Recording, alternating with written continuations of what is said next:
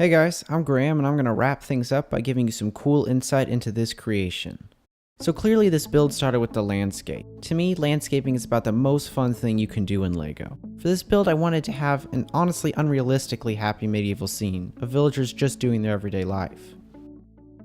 So to match this, I went with a simple and classic approach, keeping with LEGO's basic earth tones.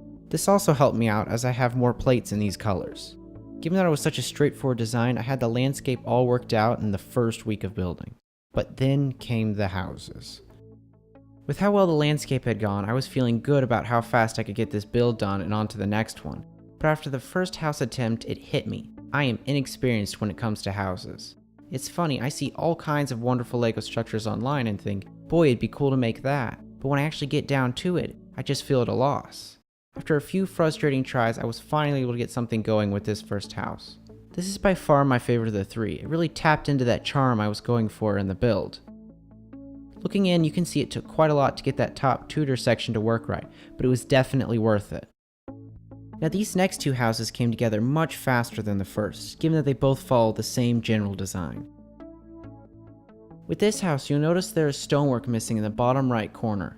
This is actually a super cool detail that was hidden by the build staging. By complete accident, the house lined up perfectly with the landscape to allow me to build the ground up one plate higher. This is not only cool from a building perspective, but it's realistically much more natural, as the height of ground around buildings is rarely level.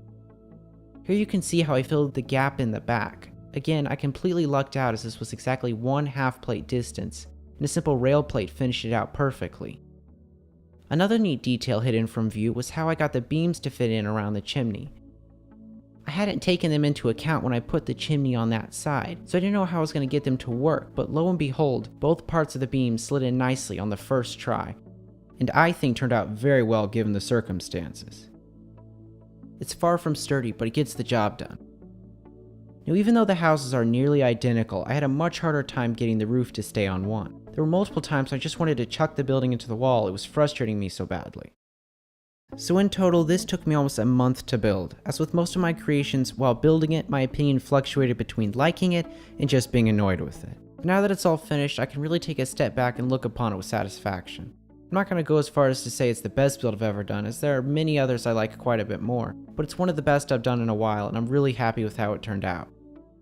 Thanks for watching that, guys. I'd love to hear your thoughts on this creation, so be sure to put those in the comment section below.